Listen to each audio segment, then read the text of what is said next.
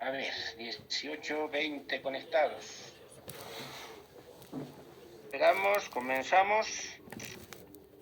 Mientras, ¿qué tal si ponemos un video?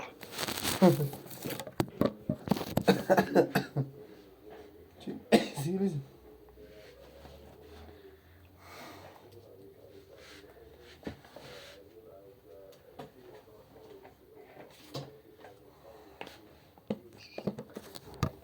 A ver, vamos a estar viendo esto mientras tanto.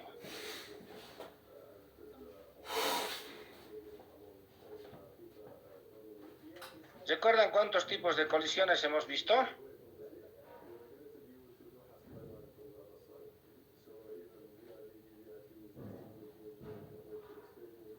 ¿Están escuchando?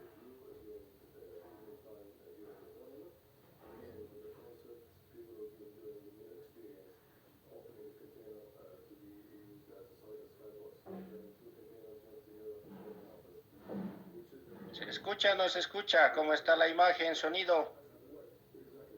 Avísenme. Se escucha bien, dice. Ya, a ver, mientras se conectan el resto, 9 o 7 y 5, 4 minutos es.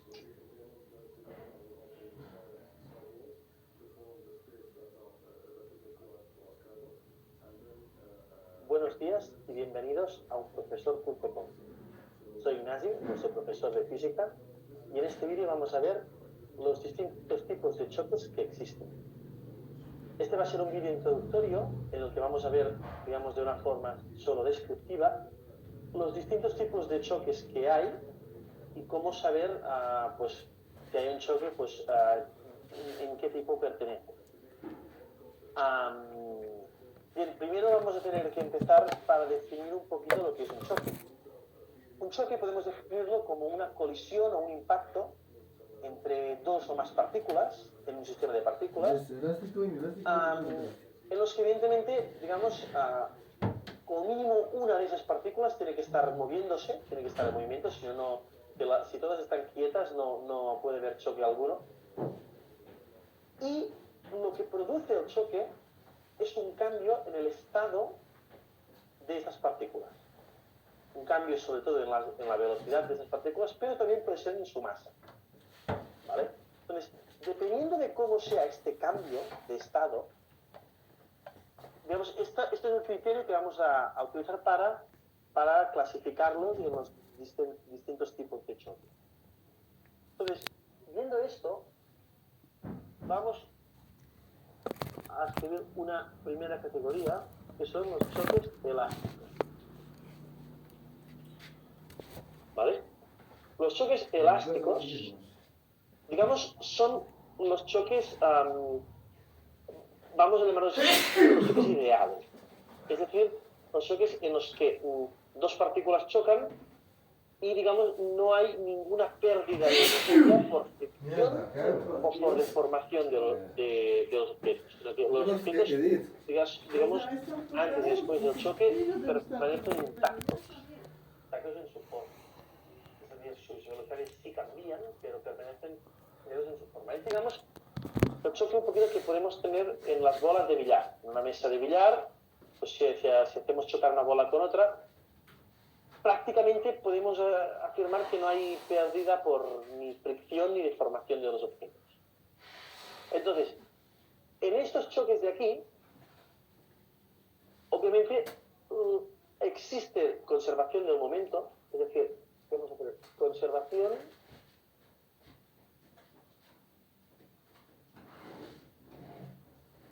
del momento lineal. Esto ya lo vimos en el vídeo de la conservación.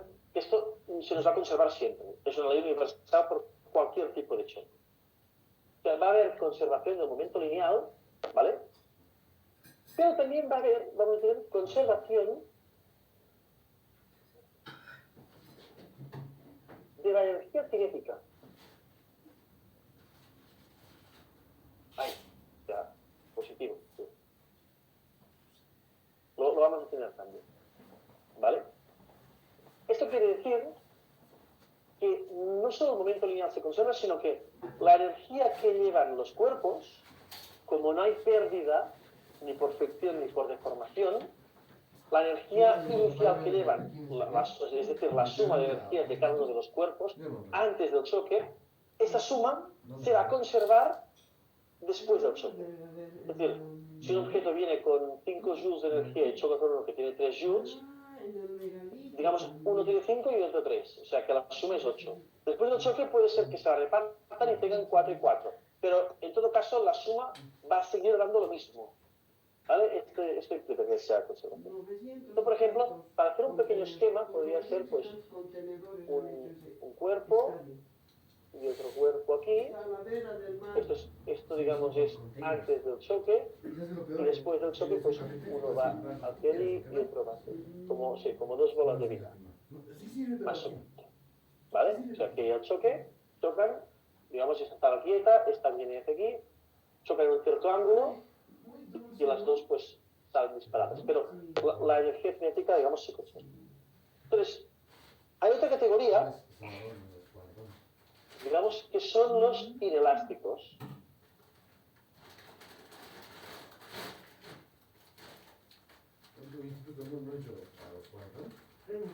En donde sí que obviamente se conserva el momento, pero no se conserva la energía cinética. Esto supone que en el choque ha habido pérdida de energía por algún sentido, porque se han friccionado y eso ha hecho que se frenen un poquito o porque se han deformado un poquito, ¿vale? Entonces, en teoría, estos de aquí, ¿vale? Implica que, digamos, estos de aquí van desde los elásticos, es decir, desde el momento en que dejan de ser totalmente elásticos, ¿vale? Entonces, estos de aquí no pertenecen a un rango fijo, sino que van desde los que son un poquito inelásticos hasta lo que son muy inelásticos. Dependiendo de la cantidad de energía cinética que se ha perdido en el choque, podemos decir que son muy inelásticos o muy poco inelásticos. ¿De acuerdo?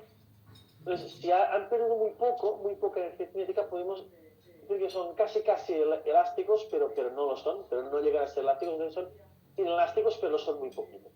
Entonces, pues, como he dicho, de que, digamos, puede implicar que sea una partícula que venga aquí, choquen, y durante el choque, pues, se pierda algo por fricción o por deformación. Por ejemplo, salga una así y otra salga así.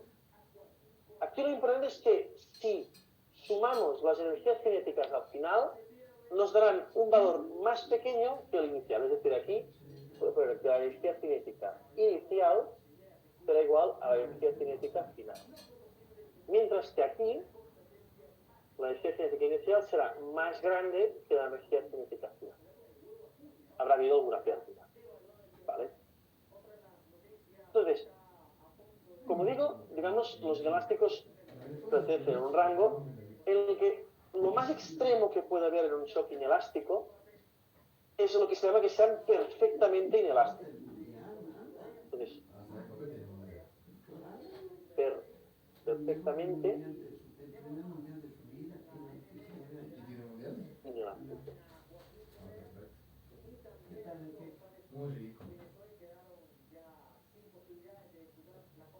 Y esto sucede aquí, son igual, o sea, es decir, la conservación del momento se conserva igualmente, pero obviamente la energía cinética no se conserva. Y lo que aquí pasa es que, digamos, a ver, la palabra elástico viene de elasticidad y todos entendemos un poquito el concepto intuitivo que en física esto nos quiere transmitir. Digamos, cuando hemos hablado de las bolas de billar, podemos intuir que la elasticidad en este caso deriva del hecho de que rebotan y salen digamos, en direcciones opuestas. Esto nos da un pequeño, digamos, una sensación de que es como un muelle, es decir, que hay un rebote aquí, ¿vale?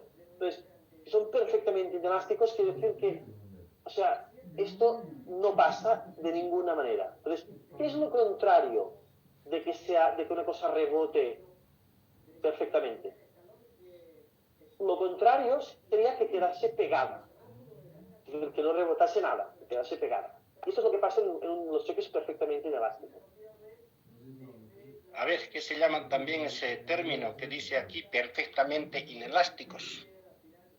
¿Cómo le hemos llamado nosotros en nuestra parte teórica de la anterior clase?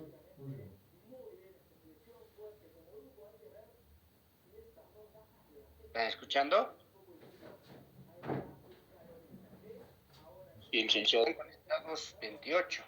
¿Qué se llama esto?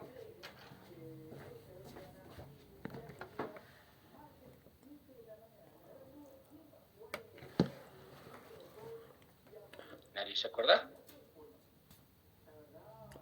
Aquí el profesor le llama perfectamente inelásticos. Totalmente inelástico.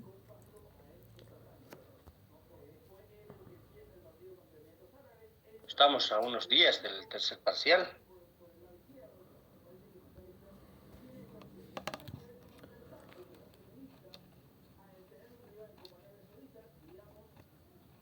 ¿Se llaman también? Totalmente inelásticos. Pues seguro.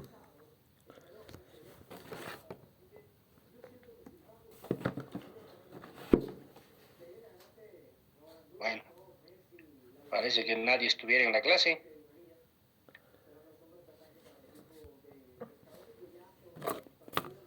¿O prefieren que hagamos todo presencial?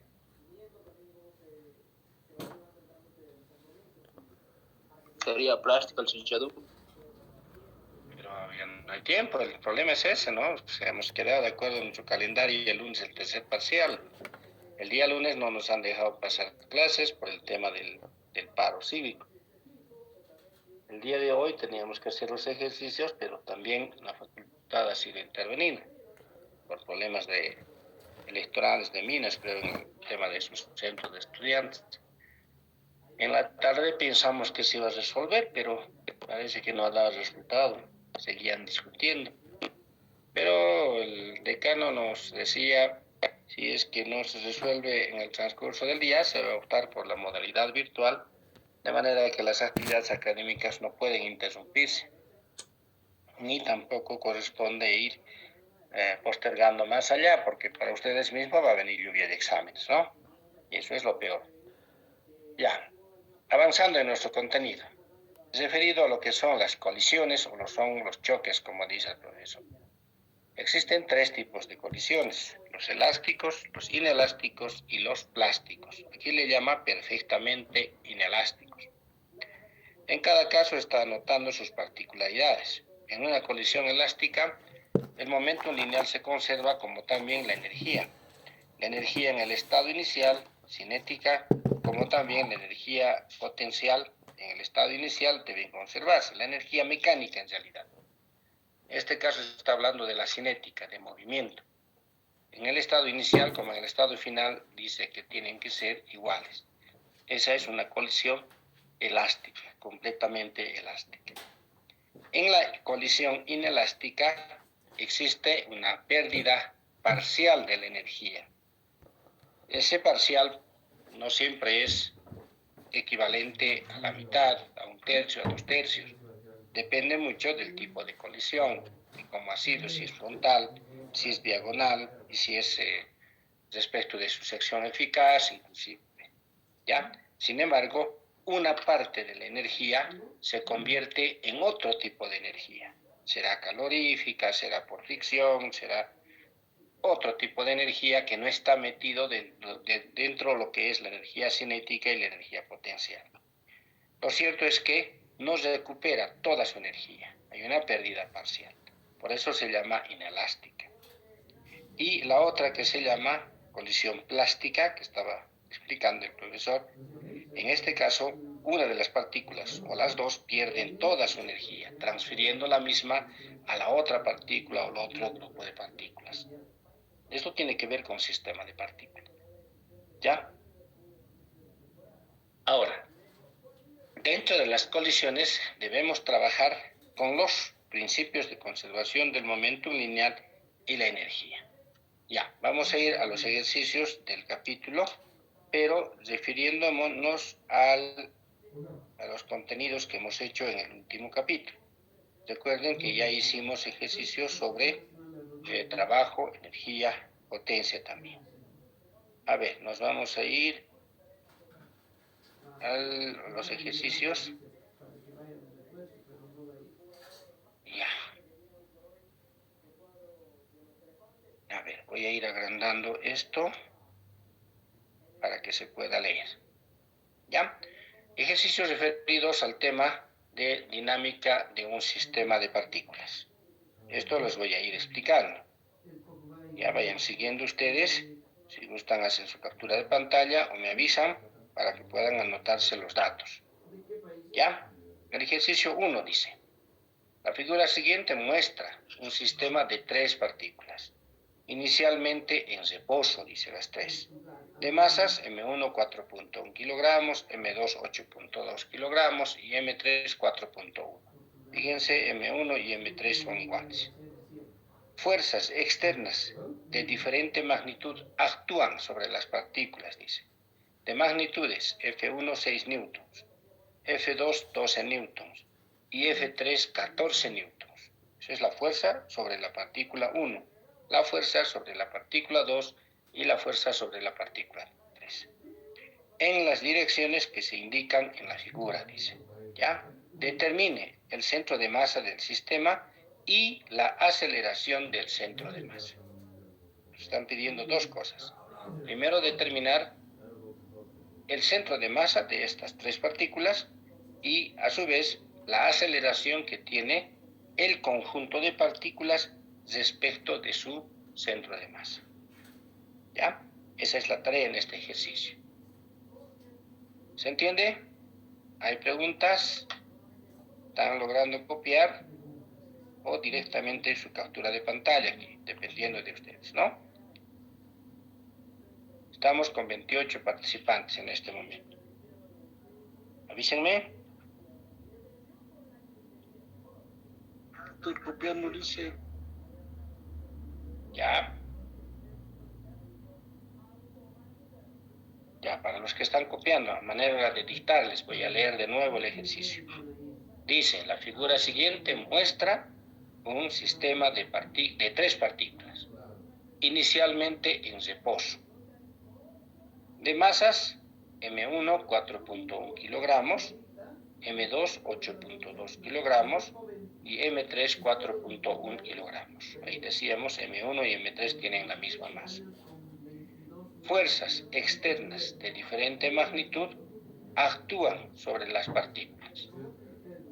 De magnitudes, F1 igual a 6 newtons, F2 igual a 12 newtons y F3 igual a 14 newtons. En las direcciones que se indican en la figura siguiente. Determine el centro de masa del sistema y la aceleración del centro de masa. Primero hay que determinar el centro de masa del sistema de partículas y luego la aceleración del centro de masa. ¿Ya?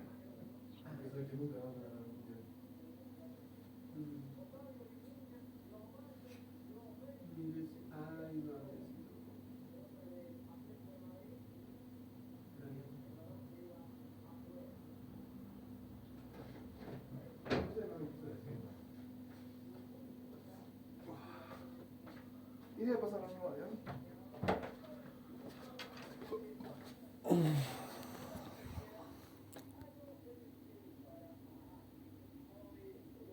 Ya está dulce.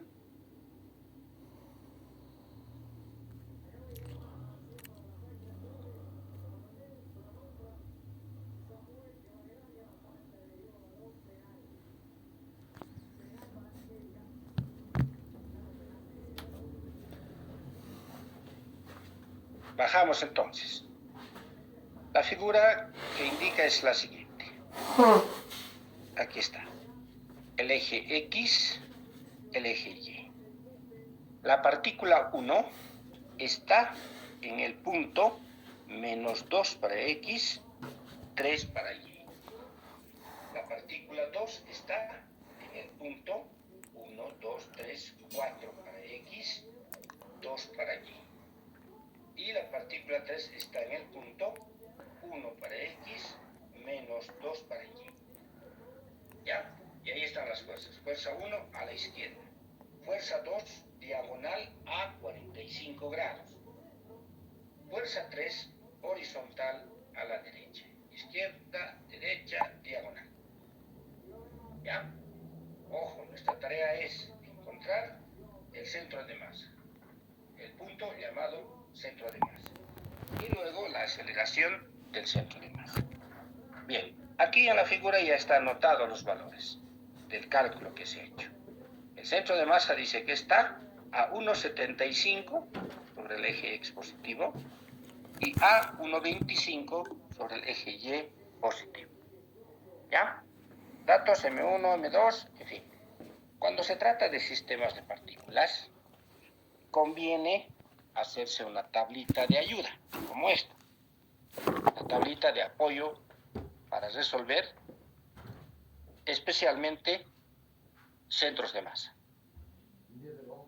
¿Ya? ¿Cuántas partículas tenemos? 3. Entonces, número de partículas, 1, 2, 3. Colocamos en la primera columna la masa de cada una, de acuerdo a los datos. 4.1, 8.2, 4.1 para la masa 3. Luego sus coordenadas. De la masa de la partícula 1, ¿dónde está? Hemos dicho a -2 en X, 3 en Y. -2, 3 en Y. Están en centímetros. ¿Ya? De acuerdo a las unidades que dice X en centímetros, Y en centímetros, la figura. Esas cosas también hay que fijarse, las unidades. Y además, sobre la partícula 1, como dice el ejercicio, actúa una fuerza de 6 newtons a la izquierda. Entonces anotamos 6. ¿Ya? La masa 2, que está aquí a este lado. 4 en X, 2 en Y. 4, 2. Actúa la fuerza de 12 newtons. Su masa es 8.2. La partícula 3, lo mismo, anotamos, aquí está, 4.1 su masa, en X vale 1, en Y vale -2. Y la fuerza que actúa es 14. Aquí estamos colocando David Julián. Si no quiere pasar clases, puede retirarse. No le voy a permitir que esté borrando, que esté rayando pantalla. Y a nadie, en realidad. Pues sí. Y al que esté anotando o rayando pantalla, lo voy a sacar. No hemos venido a jugarnos, ¿no? Si no quieren pasar clases, están libres de desconectarse. Y no se obliga a nadie. Ya. No estoy anotando todavía, ojo, por si acaso, no estoy anotando todavía el signo de las fuerzas. Como ustedes ven acá, la fuerza 1 está yendo a la izquierda y ya deberíamos colocar el signo negativo aquí. ¿Ya? Luego vamos a hacer eso. La fuerza 2, que es esta, tiene componente positivo en X y en Y, porque es diagonal. Y la fuerza 3 es positiva en dirección X. Esto no estamos colocando todavía, sino simplemente su magnitud. ¿Ya? Ahora, vamos a usar la ecuación del cálculo de las coordenadas del centro de masa. Recuerden, está en nuestros apuntes. Las coordenadas del centro de masa se calcula a través del producto de la masa por su posición respecto del eje X. Primero, para la coordenada X. M1 por X1, M2 por X2, más M3 por X3. Sobre la masa total. M1 más M2 más M3. Entonces, lo que nos queda aquí es emplazar nada más. M1, 4.1. Por X1, X1 vale menos 2. 4.1 por menos 2. Más M2, 8.2. Por X2, 4. X2, ojo.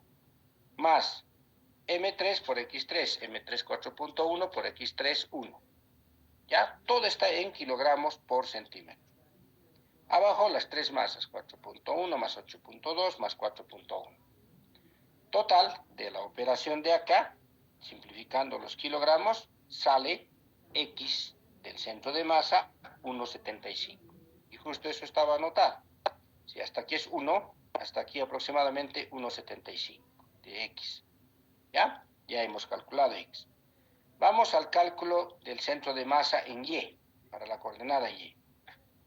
Igual, la ecuación es la misma, solo cambia Y1, Y2, Y3. Entonces multiplicamos ahora 4.1 por Y1, Y1 vale 3. 8.2 por Y2, Y2 vale 2. 4.1 por Y3, Y3 vale menos 2. De la tablita que nos hemos anotado sacamos esos valores. Sobre lo mismo, 4.1 más 8.2 más 4.1, todo en kilogramos por centímetro arriba y abajo kilogramos. Calculando esta expresión nos sale 1.25. Ya. Hasta ahí lo único que hemos hecho es calcular las coordenadas del centro de masa. Como nos decía acá, en el enunciado, decía determine el centro de masa para el del sistema de partículas. Ahora vamos a ir a la segunda parte, referido a la aceleración. ¿Ya? Para eso vamos a usar esta otra figura. Para calcular, dice, la aceleración del centro de masa, primero se debe calcular la fuerza neta sobre el centro de masa. Entonces nos vamos ahora al punto llamado centro de masa que está aquí. Ya tenemos sus valores, 1,75, 1,25. En ese punto dibujamos las fuerzas. F1 a la izquierda, tal como está en la figura. F1 a la izquierda.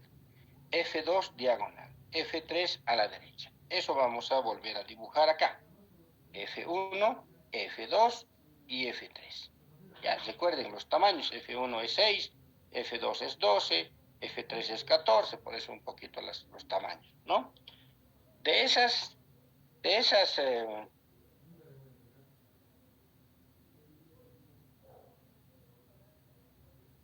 tres fuerzas, dos son horizontales, una es diagonal.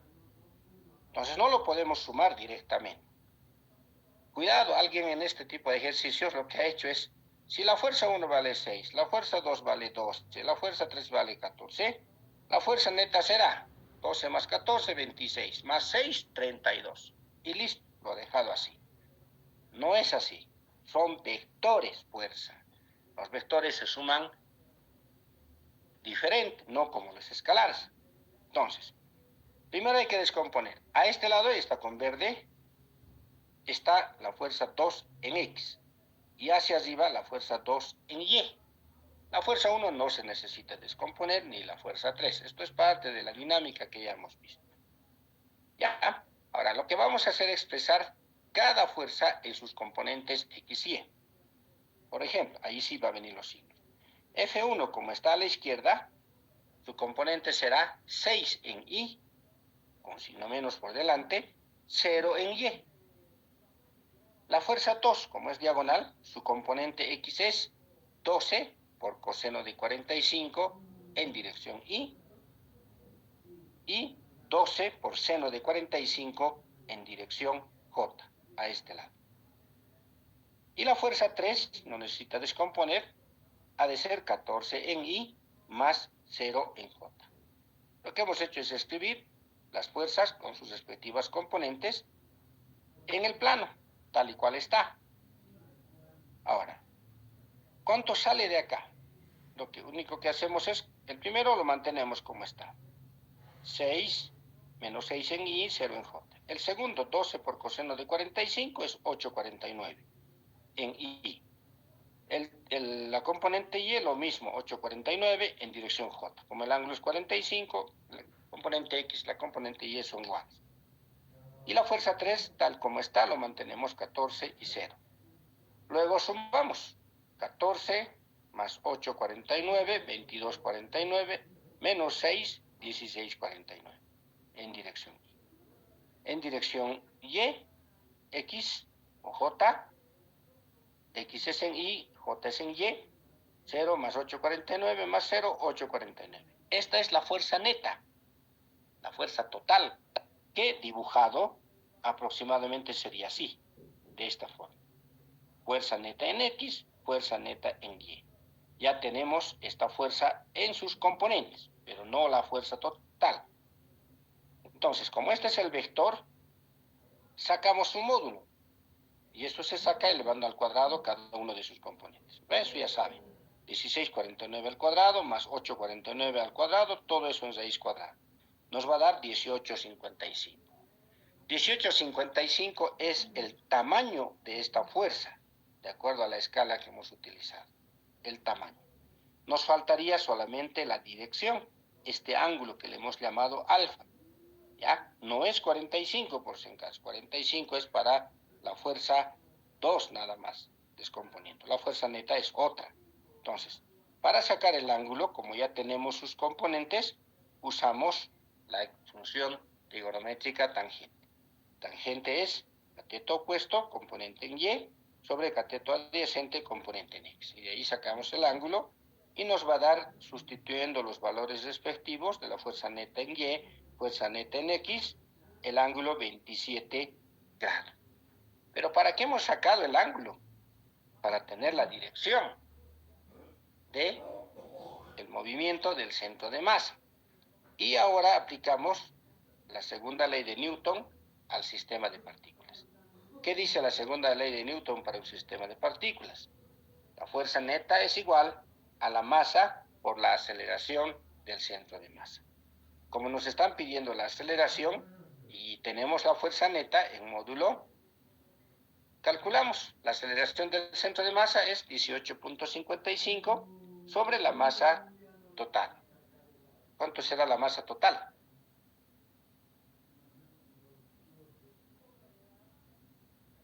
A ver, ¿de dónde sale la masa total? Justamente de la suma de estos tres. 8,2 más 4,1, 12,3, más 4,1, 16,4. Eso se está utilizando acá, sobre la masa total, 16,4. Como la fuerza se mide en newtons, esto es 18,55 kilogramos por metro segundo cuadrado, simplificamos kilogramo, y tenemos la aceleración del centro de masa. Ha de ser 1,13 metros por segundo al cuadrado, a una dirección de 27 grados sobre el eje X positivo. Esa sería la respuesta correcta y completa de este ejercicio que nos pide la aceleración del centro de masa. ¿Preguntas? ¿Se entendió el ejercicio? ¿Hay dudas? Escuchamos. El de la tabla, Liz.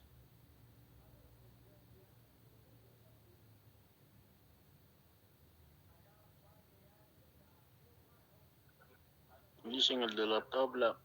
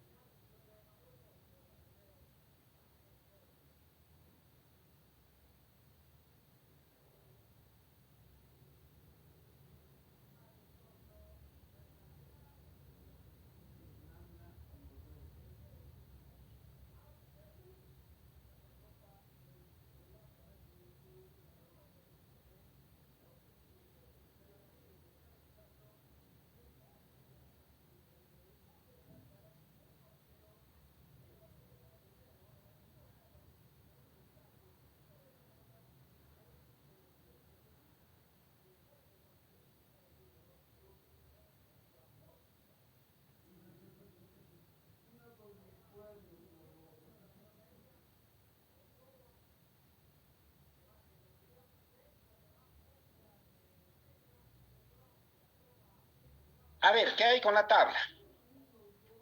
¿Cómo elaborar esta tabla? Esta es la pregunta. Sí, ¿de dónde ha salido la última fila? ¿Esta o esta? Sí. Esto es sus ubicaciones. Nos dan esta No, figura, dice. A ver, leeremos. Miren, en la figura siguiente, dice, muestra un sistema de 3 partículas, inicialmente en reposo, de masas tanto, tanto, tanto. Fuerzas externas de diferente magnitud actúan sobre cada una. 6 newtons, 12 newtons, 13. En la figura, dice, aquí está la figura. Ahora, de acuerdo a la figura, este es el plano cartesiano, el eje X, el eje Y. Lo único que hemos hecho es anotar sus valores resumidos en la tabla. ¿Qué masa tiene la 1? 4.1. ¿Dónde está ubicado? Aquí están sus coordenadas. Menos 2 en X, 3 en Y. Menos 2, 3. ¿Qué fuerza actúa? 6 newtons. La masa 2, ¿dónde está ubicado? 4 en X, 2 en Y. 4 en X, 2 en Y. ¿Qué fuerza actúa sobre la masa 2? 12 newtons. La masa 3 está a 1 en X menos 2 en Y. 1 menos 2. ¿Se dan cuenta? De ahí hemos sacado la tabla. No, a mí más alto está pasando que es.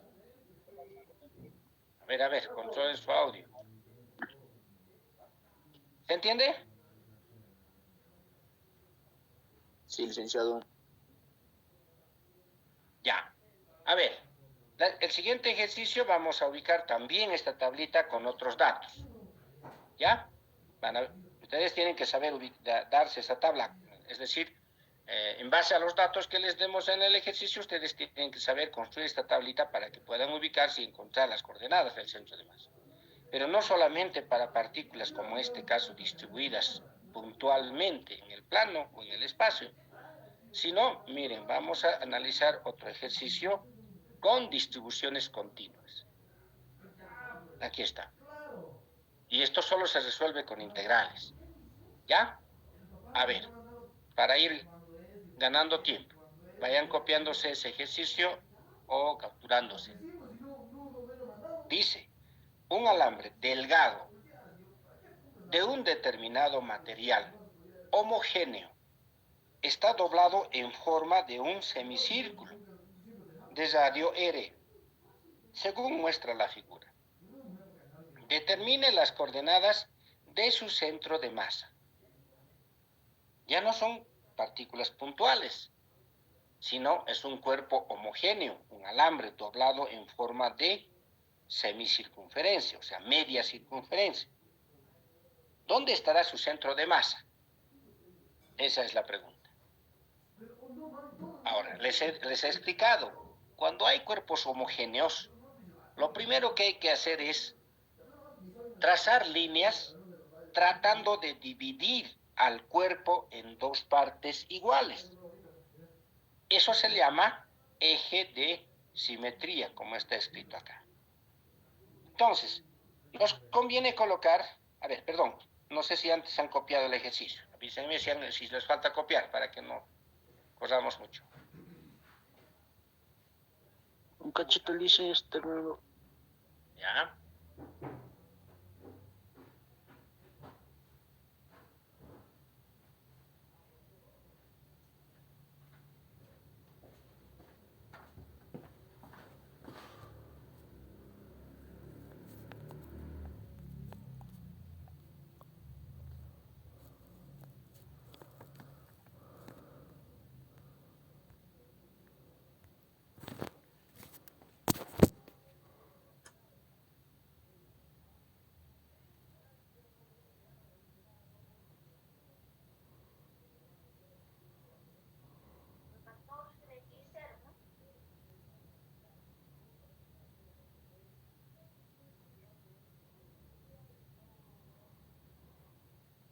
Ya está, cuando esté me avisan.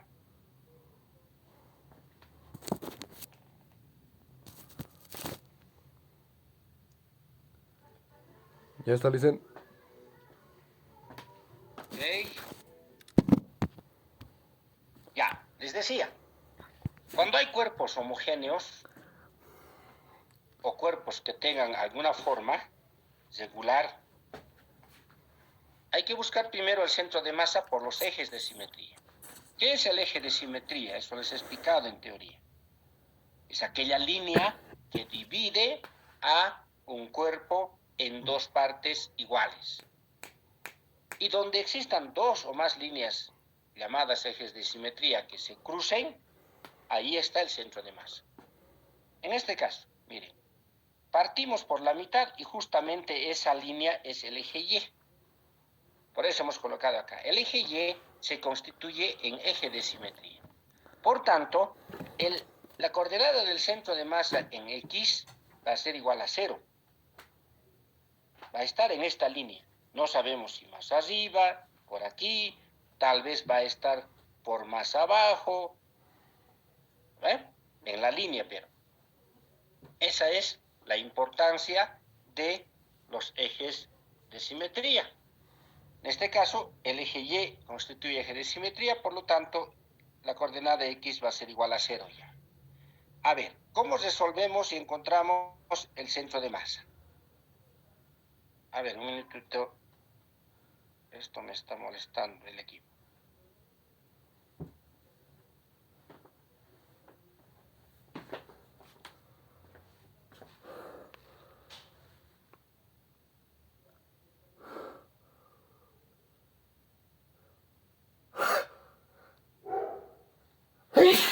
¡Mierda!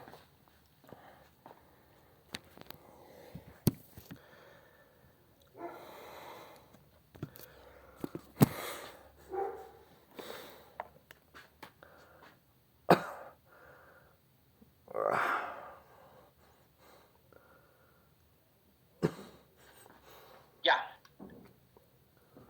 A ver.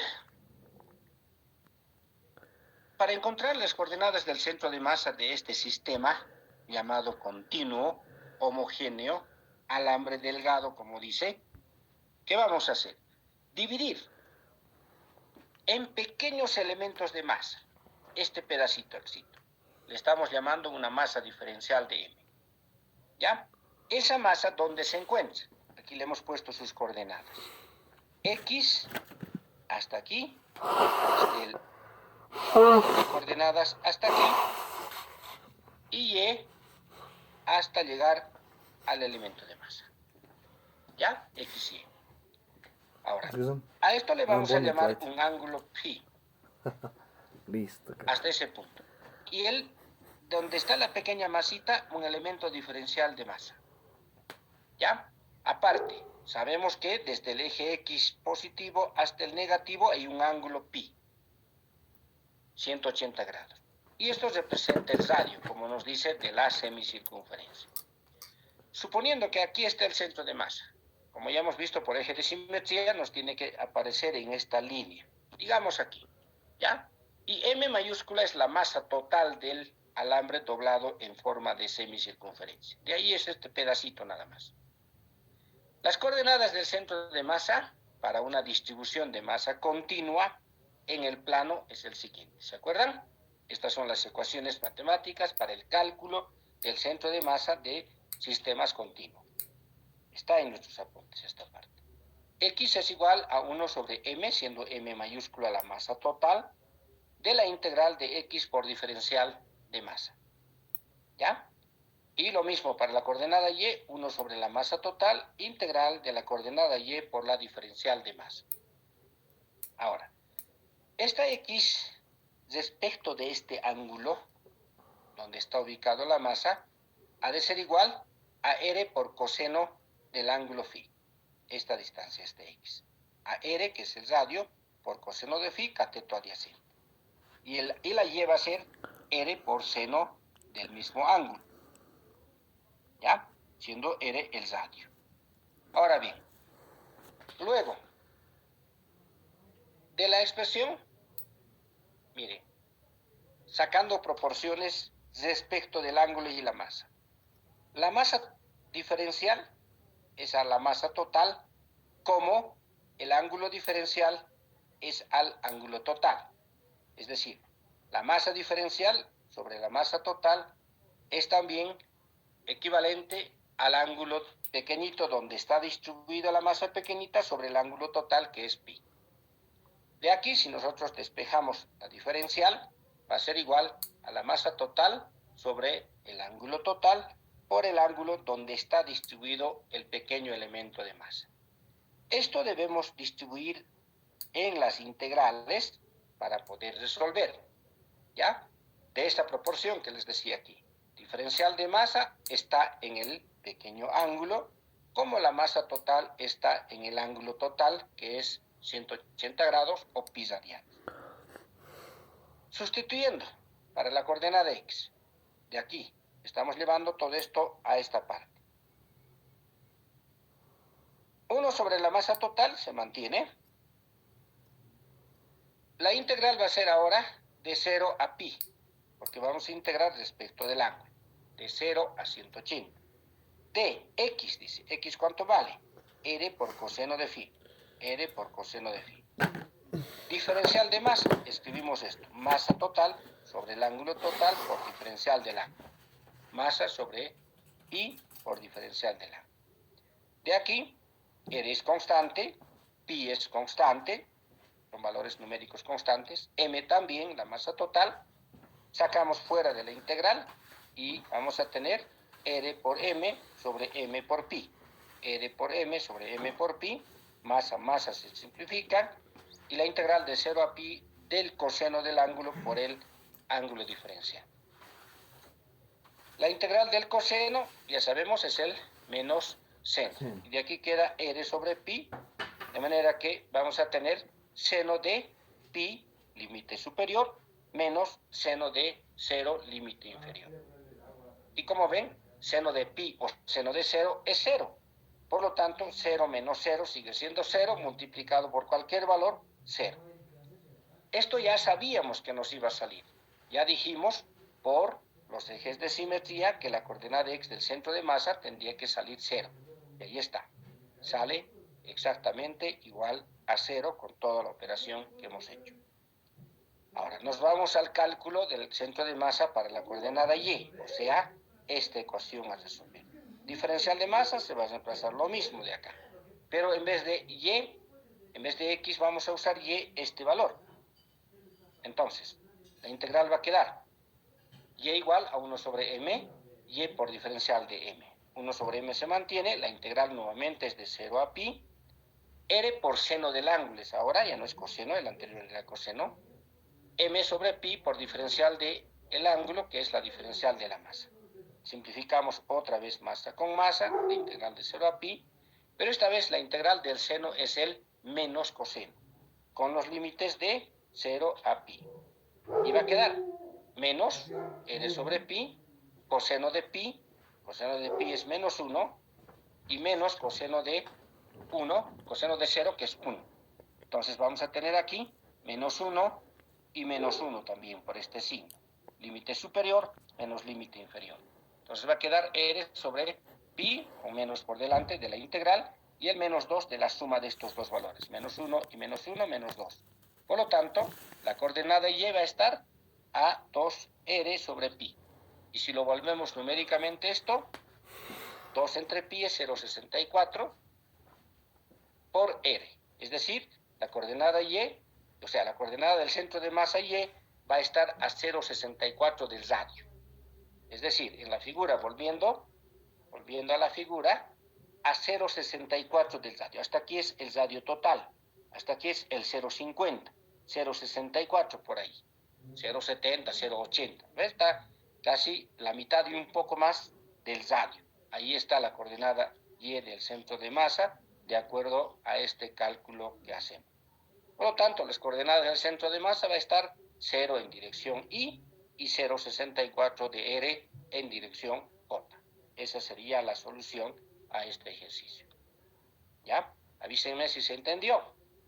Es un poquito complejo el tema de las integrales, pero no hay otra forma de poder calcular, especialmente para cuerpos homogéneos de masa continua. Como en este caso distribución lineal, podría ser superficial, volumétrico, etc. ¿Preguntas, comentarios?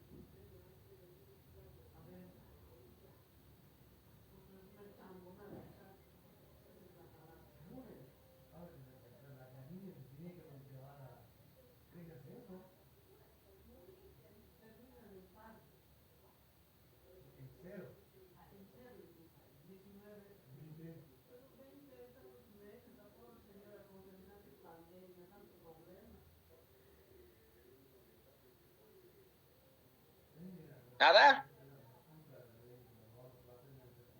¿Nadie dice nada?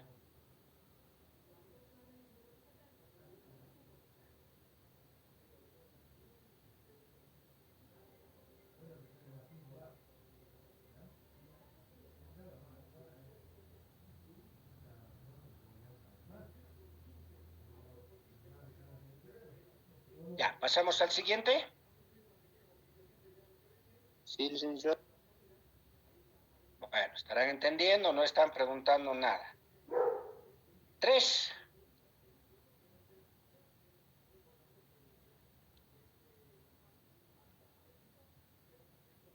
Dice, una caja abierta por arriba que tiene la forma de un cubo de 40 centímetros de lado. Está construida de láminas de metal. Halle las coordenadas del centro de masa de la caja respecto del sistema de coordenadas que se muestra en la figura. A ver, copiense esa parte teórica. Me avisan cuando termine. Los que están capturando, obviamente no van a escribir, pero los que están escribiendo, tomen tiempo.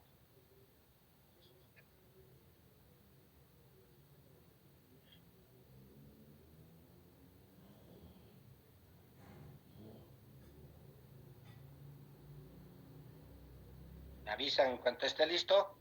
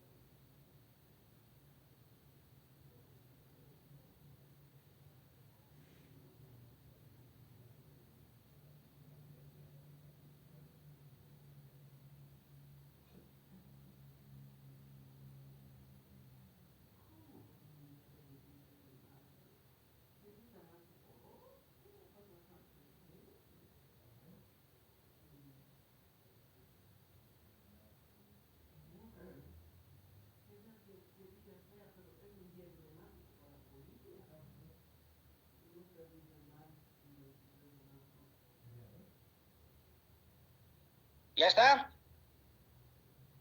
Sí, dice. Ya. Atiendan bien, me imagino que están concentrados en la pantalla que están usando, ¿no? Si alguien está distraído por ahí y no entiende lo que estamos haciendo, no sé qué hará en el examen. Voy a tratar de explicar lo más detallado posible. A ver, pregunta. ¿Cuántas caras tiene un cubo? ¿Qué es un cubo? No me digan que no saben, ¿no? Todos debemos saber esos son conocimientos básicos de 4 escuela. caras. ¿Cuántos tiene? Claro.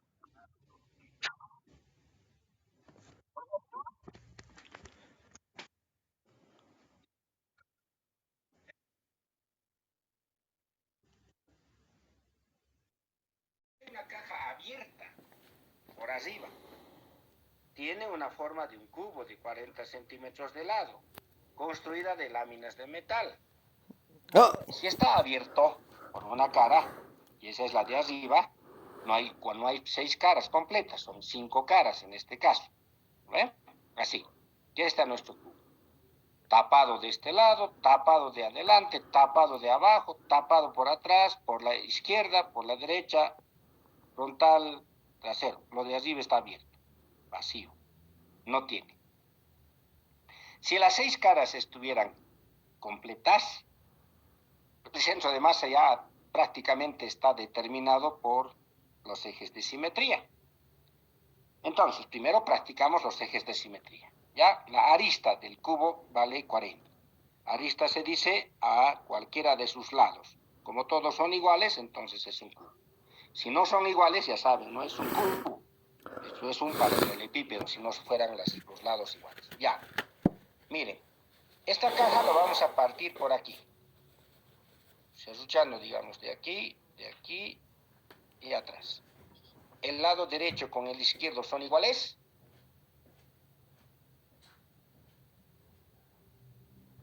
Imagínense, lo hemos partido por aquí. Por aquí.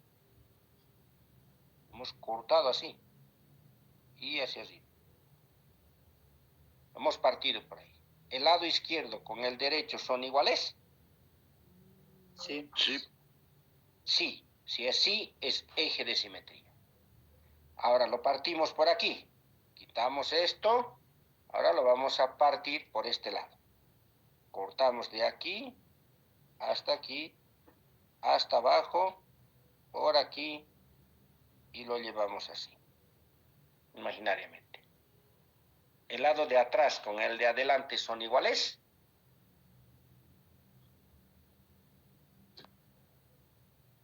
Bueno, no vamos a hacer, estamos cortando de esta parte, creo que no me están entendiendo. De aquí a aquí hemos cortado, así. Lo de atrás con lo de adelante son iguales. Sí. Sí, licenciado. Sí, entonces también es un eje de simetría. Ya se han cruzado aquí. En este punto y en este punto ya se han cruzado. Entonces tendrá que estar por aquí el centro de masa. Pero ahora a ver, lo vamos a partir por otro lado. Lo partiremos por aquí. De aquí, la mitad. Hasta aquí y así. La parte de arriba con la parte de abajo son iguales. No. No. ¿Qué le falta? Esta tapa de arriba. ¿No ven? La de abajo tiene tapa, pero la de arriba no. Entonces no es eje de simetría ese. Falta un eje de simetría. Entonces, para calcular su centro de masa, vamos a ir trabajando por áreas. Por áreas. Y aquí nos vamos a volver a hacer nuestra tablita. ¿Ya? Nuestra tablita. Ahora, los dos ejes de simetría respecto de X y de Y ya nos van a dar el centro de masa. Aquí están los valores. Ahora eso les explico. Miren, como hemos dicho, vamos a partir por este lado, así. El lado izquierdo con el lado derecho son iguales. Entonces, el centro de masa para X está en la mitad de esto. Sería a medios. Aquí está, a medios. Y como hemos dicho que también este lado es un eje de simetría, partiendo por aquí, a este lado, ¿qué tenemos por este lado? Aquí. El eje Z estaría a la mitad de esto. A la mitad de esto. Exactamente a medios. Entonces ya tenemos Z a medios, X a medios. Y como el lado vale 40, la mitad es 20. Lo que nos falta es de este lado. De este lado nos falta. De aquí. No puede estar a la mitad esto. Porque si estuviera a la mitad, sería con sus 6 caras. Como tiene 5 caras, seguramente esto va a estar más desplazado hacia abajo. O hacia arriba. En este caso hacia abajo por la cara que tiene. Más o menos por ahí será. Así vamos a tener que encontrar. ¿Ya?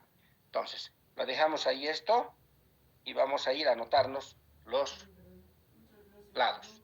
¿Cuántas caras tenemos? Si fuera cubo completo tendríamos que tener 6 caras, pero como no es cubo completo tenemos 5. Entonces vamos a ir numerando las caras. Cara 1, el del lado izquierdo, el que viene de este lado. Cara 2, el que viene de frente a nosotros. Cara 3, el de abajo, la tapa de abajo. Cara 4, el costado derecho. Y la cara 5, la parte de atrás. Nos hemos puesto en el orden que nosotros veamos conveniente. Lo que no tenemos es la cara 6, que es vacío. ¿Verdad? Entonces, concentrándonos en la cara 1. La cara 1 está en el plano YZ. YZ. Este lado. Entonces, ¿a qué es igual el área de una de las caras del cubo? si tenemos de arista A. ¿Cuánto es el área de este cuadrado? Ahora para esto necesito borrar estas partes. Vamos a quitar esto. ¿Ya? Voy a pintar esta cara. Esto me estoy refiriendo. A esta cara. Voy a tratar de pintarlo todito. Para que entiendan. Así. Esa es la cara de la izquierda. ¿Ya? ¿Se nota?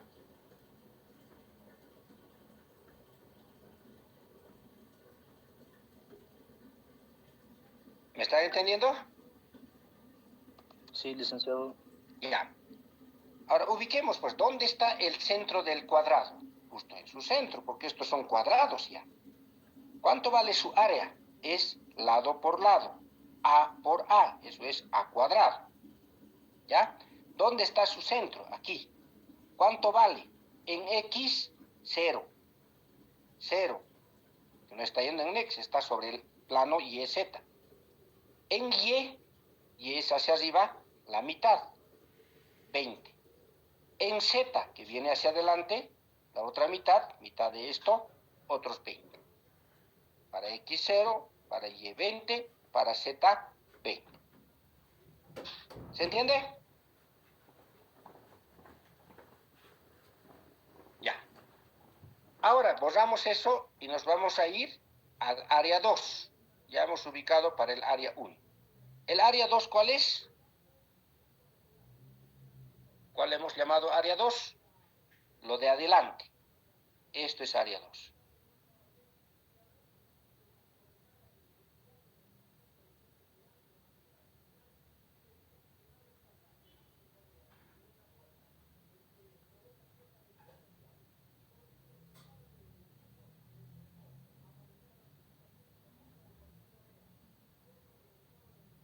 Ya.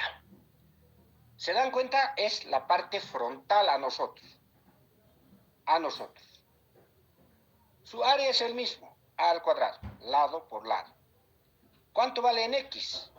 Estamos aquí. ¿Dónde está su centro? Aquí está su centro. En X la mitad, 20. En Y ¿dónde está? Hacia arriba, también 20. Y en Z, fíjense, en Z está hasta este punto, que vale todito esto. Y eso es 40. 20, 20 y 40. De ahí viene ese valor. ¿Ya? Ahora, quitamos el área 2 y nos vamos al área 3. ¿Cuál es el área 3? Es lo de abajo. Ahora voy a tratar de pintar. Es esto ahora lo de abajo. La tapa de abajo. ¿Ya?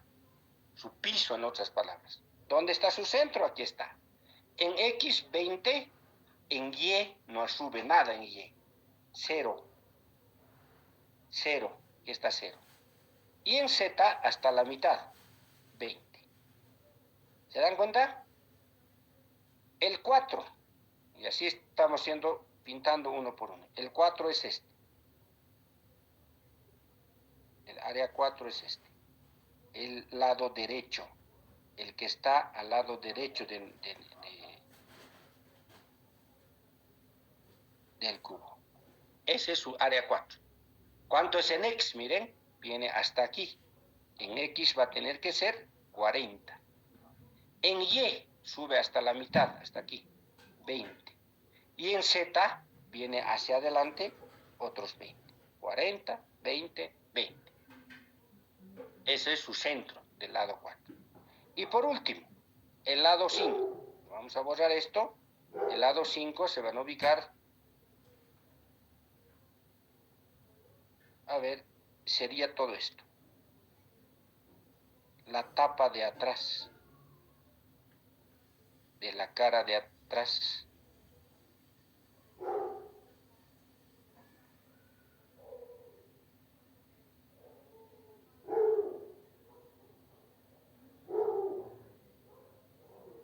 ¿Se nota su tapa de atrás? ¿Dónde está su centro? De ese cuadrado, de la cara 5. El área para toditos son igual. 20 en X, porque viene hasta aquí. 20 en Y. 20 en Y. Y como no avanza nada hacia adelante, 0 en dirección Z. Esa sería nuestra tabla de apoyo para el cálculo del centro de masa. Ahora, el resto es calcular por la ecuación matemática del centro de masa. Para X, área 1 por X1, área 2 por X2, área 3 por X3, área 4 por X4, área 5 por X5, sobre la suma total de las áreas, área 1 más área 2 más área 3 más área 4 más área 5. Reemplazamos. Y aquí al mismo tiempo estamos factorizando. Todas las áreas son iguales. Área 1, área 2, área 3, área 4, área 5. Entonces, área al cuadrado. Arista al cuadrado. X1, 0. Estamos usando esta ahora. 0, 20, 20, 40, 20. 0, 20, 20, 40, 20. Centímetros cuadrados, que es como está el centímetro, centímetros cuadrados. Abajo, ¿cuántas caras tenemos? 5 áreas. 5 por el área de uno de ellos. 5 a cuadrado. Centímetros cuadrados, a cuadrado. Y de ahí sacamos X, 20 más 20, 40. Más 40, 80. Más 20, 100. 100 entre 5, 20. Y ya dijimos, por ejes de simetría, que tenía que salir 20, ahí está el valor, y aquí con la ecuación matemática planteada. Coincide. Vamos al eje Y, lo mismo. Área al cuadrado, ahora sumamos esta columna. Y1, 20, más 20, más 0, más 20, más 20. Eso anotamos aquí. 20 más 20 más 0 más 20 más 20, unidades lo mismo, centímetro cuadrado por centímetro. El área total es 5 caras, 5 al cuadrado, 80 sobre 5. O sea, eso es 16. Y había valido 16 y eso es lo que nos faltaba. En Y dijimos que iba a valer, su centro de masa va a estar más abajo, en este caso del centro de 20. Y justo había estado a 16 por ahí. ¿Por qué a 16? Justamente porque hay una cara de abajo que afecta en la masa total. Como no tiene la parte de arriba, entonces el centro de masa se desplaza hacia abajo. Y finalmente, para Z, hacemos lo mismo. 20 más 40 más 20, dividido entre 5, 100 sobre 5, y nos va a salir 20 centímetros. De esa forma, habríamos calculado las coordenadas del centro de masa para una figura como esta. No hemos calculado por volúmenes, porque no es un cuerpo sólido, completo, tridimensional, sino, como dice el enunciado, son caras. A ver, ¿qué está? El enunciado dice una caja abierta por arriba. Caja, dice, que tiene una forma de cubo. De lado está construido con láminas de metal. Hay las coordenadas del centro de masa de la caja respecto del sistema de coordenadas que se muestra en la figura. ¿Ya? ¿Se entendió?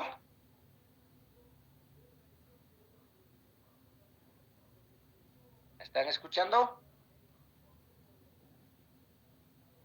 Sí, licenciado.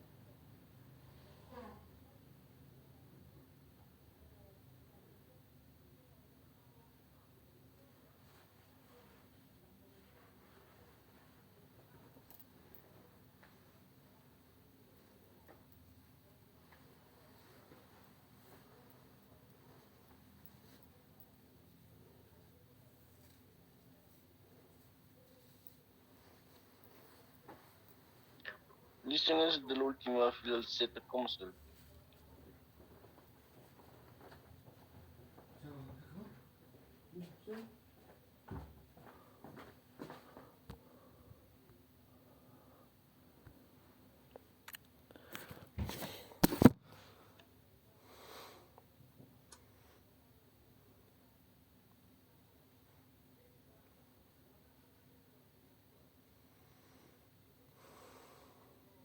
última fila.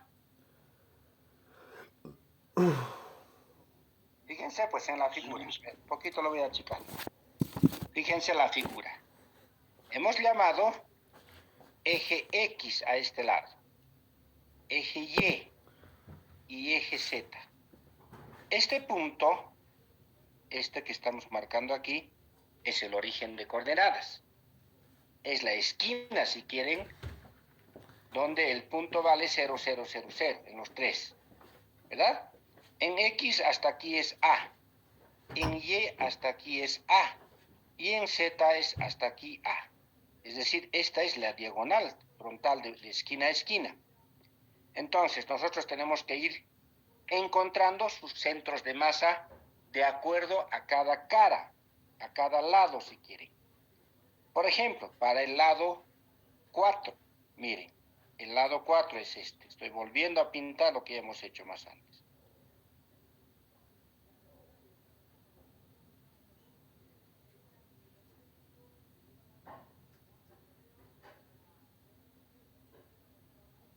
Ya, este es el lado 4, ¿ven? La cara derecha en este caso. ¿Dónde está su centro de esta cara? Nos ubicamos eso. Su área, ya sabemos, es A por A. Eso es A cuadrado.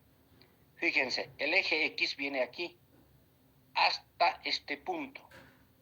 ¿Cuánto es hasta este punto? El tamaño de la arista, o sea, 40. De ahí subimos en Y, hasta aquí adelante, hasta aquí arriba. No vamos a subir hasta aquí, porque su centro no está allí, está aquí. Entonces solo hasta la mitad, y eso es 20. Y luego venimos hacia adelante, sobre el eje Z. ¿Cuánto vamos a venir? Hasta la mitad también, o sea, otros 20. De manera que las coordenadas para el lado 4 son estas. ¿No? Así tenemos que ubicar para cada uno, cuando se trata de áreas como esta figura. ¿Se entiende?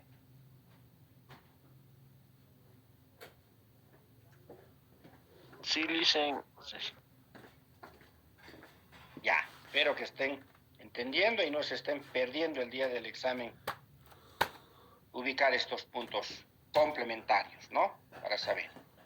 Ya, iremos a otro ejercicio. Colisiones.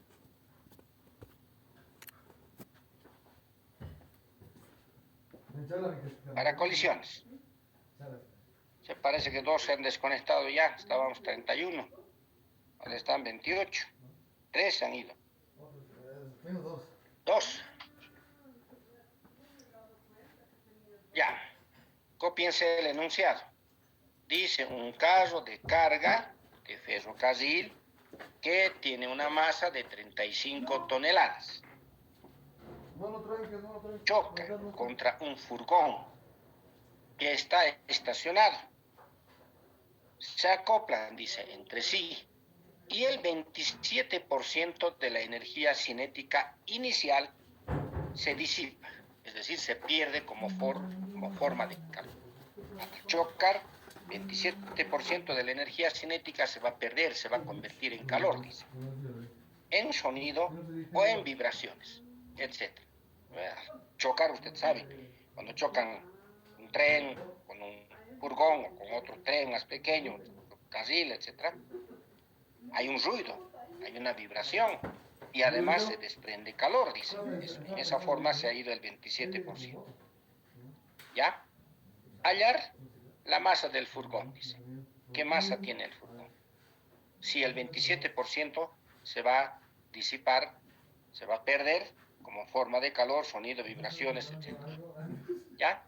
El vagón de ferrocarril, o el carro de ferrocarril, tiene 35 toneladas. Es grande. Eso es 35.000 kilogramos. Es un cuerpo bastante grande. Ya. Entonces, esto se resuelve por conservación del momento lineal y por conservación de la energía. Corresponde a una colisión plástica. ¿Por qué plástica? El vagón, al chocar al furgón que estaba detenido, como dice aquí, furgón que está estacionado, se lo va a llevar por delante, se van a acoplar, enlazar, de manera que dentro de la clasificación de las colisiones, esto es como una colisión plástica. ¿Ya? Entonces, vamos a analizar desde los 3 puntos de vista. Es decir, antes de la colisión, durante la colisión y después de la colisión. En una colisión plástica, la pérdida de energía, de acuerdo a los datos, dice que debe ser 27%. ¿Qué va a suceder? Antes de la colisión, el vagón estaba yendo con su masa y su velocidad propia. ¿Cuánto era su velocidad? Nos dice, aquí no hay datos. Pero está yendo a chocar contra un furgón estacionado que sí tiene velocidad, pero cero. ¿Ya? Una masa 2, que es la pregunta. Entonces, antes de la colisión, así se veía el sistema vagón-furgón. Después de la colisión, el vagón como el furgón se van a unir, se van a acoplar, eso dice, ¿no? Choca contra un furgón que está estacionado. Se acoplan, dice, entre sí. Es decir, se enlazan, tiene su sistema de enganche, de manera que la velocidad del vagón como la velocidad del furgón van a ser la misma. Van a ser iguales. La misma, es como si fuera un solo cuerpo. Su masa 1, su masa 2, evidentemente, pero sus velocidades van a ser iguales. Velocidad 1, velocidad 2, después de la colisión. O sea, como dice acá, el 27% de la energía cinética se disipa. Eso es lo mismo que equivalente al 73% de la velocidad que tenía antes de la colisión. Ya no va a ser 100%. Si fuera 100% sería colisión elástica. Aquí hay una pérdida de energía y además se lo lleva por delante, de manera que restamos del 100% el 27% y queda 73%. Esa sería su velocidad de ambos después de la colisión. Velocidad 1' igual a velocidad 2', y eso es igual a 0,73 de la velocidad que teníamos antes. Ecuación número 1 le llamaremos a esa. Ahora, aplicando el principio de conservación del momentum lineal, decimos, el momentum total antes debe ser igual al momentum total después de la colisión. El momento total antes, ¿quiénes eran? El vagón más furgón, antes de su colisión, sus momentos. Y después de la colisión, el vagón como el furgón van a tener también su momentum lineal. Entonces le colocamos P' del vagón y P' del furgón, después de la colisión. Antes de la colisión, bueno, primero, momentum lineal, la ecuación del momentum lineal es masa por velocidad.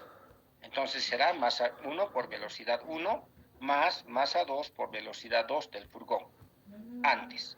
Eso debe ser igual a la masa 1 del vagón más por la velocidad 1 del vagón más masa 2 del furgón por la velocidad 2 del furgón, que sería después. Pero como el furgón estaba detenido, estaba parado, su velocidad 2 antes de la colisión es 0. Por lo tanto, esto se anula. Y después de la colisión, como estos se van pegados, la velocidad que tienen es la misma, es decir, velocidad 1' igual a velocidad 2' después de la colisión, porque se mueven acoplados.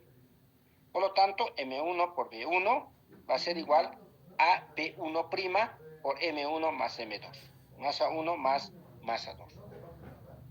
¿Cuál es nuestra pregunta acá? De acuerdo a los datos, tenemos que buscar la masa del furgón con el que choca el vagón. Entonces, esta ecuación nos tiene dentro de sus variables la masa del furgón que estamos buscando, porque del vagón tenemos. Ya, ahora, despejando de ahí la masa 2, vamos a despejar la masa 2 de aquí. Entonces, esto que está multiplicando pasa a dividir y esto que está sumando va a pasar a restar. Eso está aquí. Primero lo hemos pasado a dividir y luego lo vamos a pasar a restar. Y la masa 2 va a ser masa 1 por velocidad 1 antes de la colisión sobre la velocidad de la misma partícula 1 después de la colisión menos la masa 1 que viene de aquí a restar. Entonces, de aquí, factorizando M1 va a ser V1' sobre V1 menos 0,1. Sustituyendo valores, la masa 1 es 35 toneladas y como sabemos que la velocidad 1' es 0,73 de la velocidad 1, eso hemos puesto como ecuación 1, aquí está, los reemplazamos en esta parte, simplificamos la velocidad 1, esto va a ser 35 por 1 sobre 0,73 menos 1, hacemos la operación correspondiente acá, y la masa 2 dice que debe tener 12.95 toneladas, o sea, equivalentes, redondeando esto, a 13 toneladas. El vagón tendría que tener 35 toneladas y el furgón 13 toneladas, lo que hace que la colisión sea con una pérdida del 27% de la energía cinética. Eso queda como solución de este problema. ¿Ya? ¿Preguntas? Les escucho.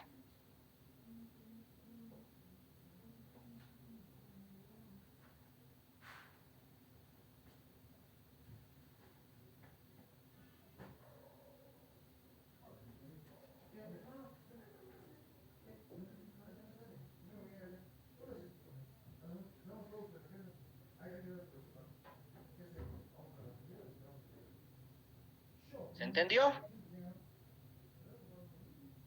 Sí, licenciado. Sí, licenciado. Ya. Vamos al último ejercicio. Esto más. ¿Estarán trabajando también con los ayudantes, no? Los ejercicios o no.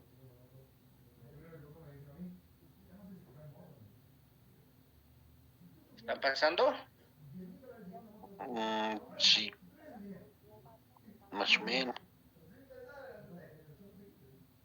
A ver, el quinto ejercicio dice, para los que están copiando, dos objetos A y B, dice, chocan.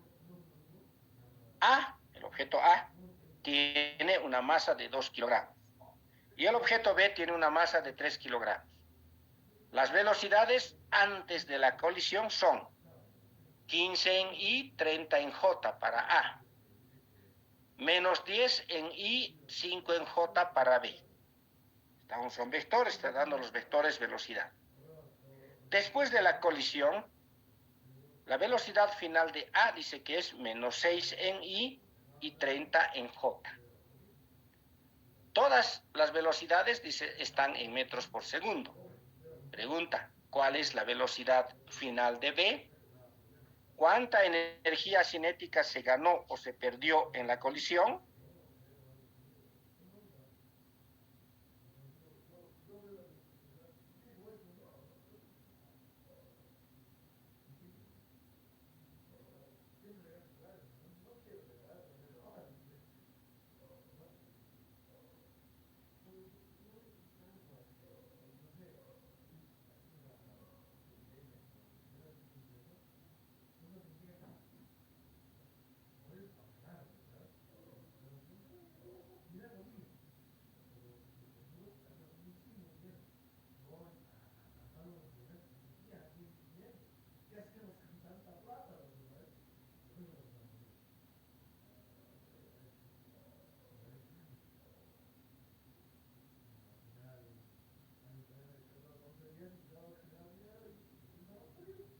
¿Ya? ¿Ya copiaron?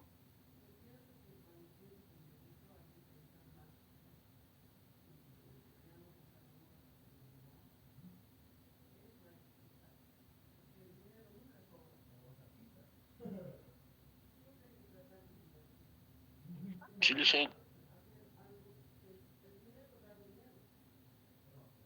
Ya. Vamos al planteamiento gráfico.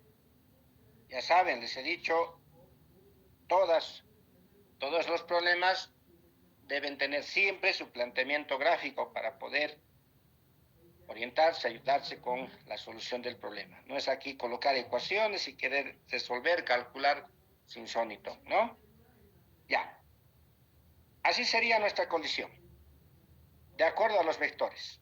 Miren, velocidad 15, 30, dice, de A. De A. Aquí está, en este punto. 15, 30. Está yendo a chocar hacia este lado. El otro vendría menos 10, 5. Menos 10, 5. Ese es ese punto. Ahí está viniendo. Y luego, después de la colisión, se va menos 10 y 5. Aquí está, menos 6 y 30. menos 6 y 30 hacia abajo. Por ahí se iría la velocidad final de a este lado, ¿ya? Y de B. Antes de la colisión, el momento lineal de momento lineal masa por velocidad, de masa por velocidad, sería 2 por la velocidad que tiene, de acuerdo a esto, 15-30. El momento lineal será 2 por 15, 30, y 2 por 30, 60. Unidades, kilogramos, metros sobre segundo. Esto no es Newton por si acaso. Sería Newton si fuera segundo al cuadrado. Momentum de B, lo mismo. Masa, 3 kilogramos por su velocidad, menos 10, 5. Menos 30, menos 15. 3 por 10, 30. 3 por 5, 15. Kilogramos, metros sobre segundo. Y el momento final de A va a ser 2 por su velocidad, menos 6, 30. Va a ser 2 por 6, 12, 60. Esos serían los momentos. Y por el principio de conservación del momentum lineal, momentum total antes igual al momentum total después. Momentum total antes, inicial de A más inicial de B. Después, final de A más final de B. De aquí, si despejamos el final de B, tendríamos esta suma vectorial. Momentum de A más momentum inicial de B menos momentum final de A. Suma vectorial de momento. Y como ya tenemos los vectores, lo que podemos hacer es sumar. De acuerdo a esta ecuación, dice momentum de A positivo, momentum de B positivo y momentum final de A negativo. Entonces, a eso le ponemos el signo menos. Y lo que estaba aquí con menos 12 más 60, ahora va a aparecer con más 12 menos 60. El resto se mantiene. 30, 60, menos 30, 15. Y sumando de acá vamos a tener 12 en I, 15 en J. El momentum final de B. ¿Ya? Este sería el valor del vector momentum en B. Y como momentum es masa por velocidad, despejando la velocidad será momentum sobre la masa. Y para encontrar la velocidad final de B, dividimos momentum final de B, 12, 15, lo que hemos sacado acá, entre la masa. Es decir, 12 entre 3, 4, y 15 entre 3, 5. La velocidad, el vector velocidad del final de la partícula B va a ser 4 en I, 5 en J. Solución para la velocidad de la partícula B. Ya que hemos hecho suma vectorial de acuerdo a los vectores velocidad multiplicando por la masa de cada uno. Y para la energía cinética, por conservación de la energía, trabajamos energía total antes igual a la energía total después. Entonces, energía total antes, 1/2 de la masa por la velocidad inicial de A al cuadrado. Recuerden, en la ecuación de la energía cinética, 1/2 de la masa por la velocidad al cuadrado, más 1/2 de la masa por la velocidad inicial de B al cuadrado, igual a 1/2 de la masa por la velocidad final de A al cuadrado, más 1/2 de la masa por la velocidad final de B al cuadrado. Sustituimos valores de acá, sumamos las velocidades y las masas, dividiendo respectivamente por 1/2. En esta parte sale 1312.42 julios. Y en la parte final, 917.19 julios. Y de acá, la variación de la energía cinética va a ser esto menos esto, 1312 menos 997, 315.23, que sería una ganancia de energía cinética. ¿Ya? Y las velocidades, para sustituir acá, velocidad inicial de A, velocidad inicial de B, final de A, final de B, sacamos de los módulos de los vectores velocidad. Como ya tenemos de los 4, elevando al cuadrado cada uno y sacando la raíz, tenemos el módulo del vector velocidad, ¿no? Entonces, con eso se ha trabajado acá y tendríamos una ganancia de energía cinética equivalente a 315.23. ¿Cuál era la pregunta? Revisando el enunciado. Miren, estamos volviendo.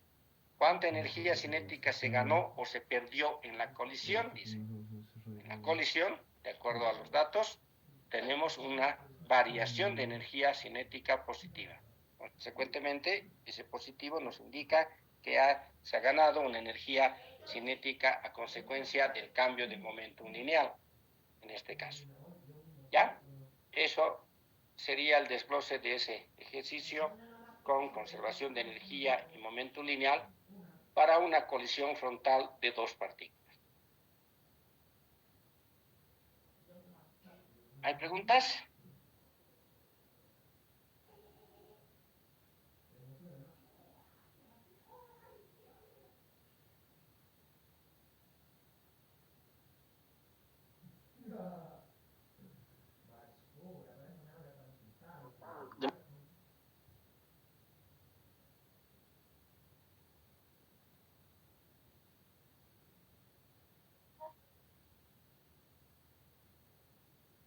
Ya.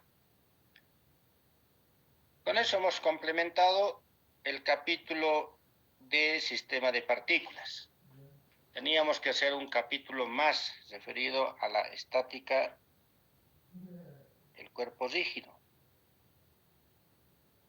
la dinámica de un sistema de partículas y estática de un sistema de partículas. Lamentablemente, por el tiempo que ha transcurrido, ya no podemos alcanzar eso más. Estamos prácticamente, tenemos viernes, sábado y domingo para el tercer examen parcial, que es el día, está fijado para el día lunes a las 10.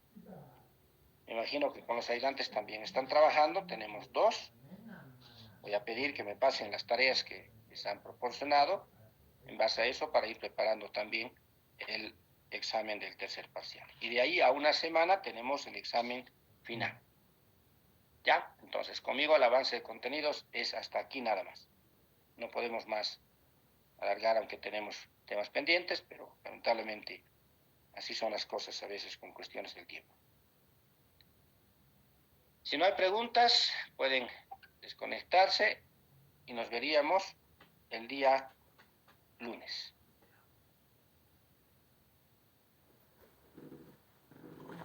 ¿Sabe alguien si han resuelto el tema del bloqueo?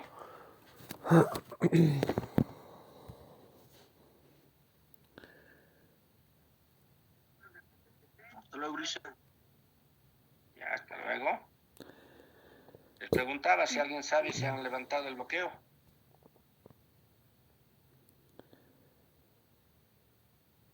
Sigue bloqueados. Sí, sigue bloqueado, le dicen. Sigue bloqueado. Ya. De modo, veremos mañana qué hacemos con física 3, porque suponíamos que todo eso se habría levantado. Ya. Nos vemos el día lunes con ustedes. Pueden desconectarse. Hasta luego, le dicen.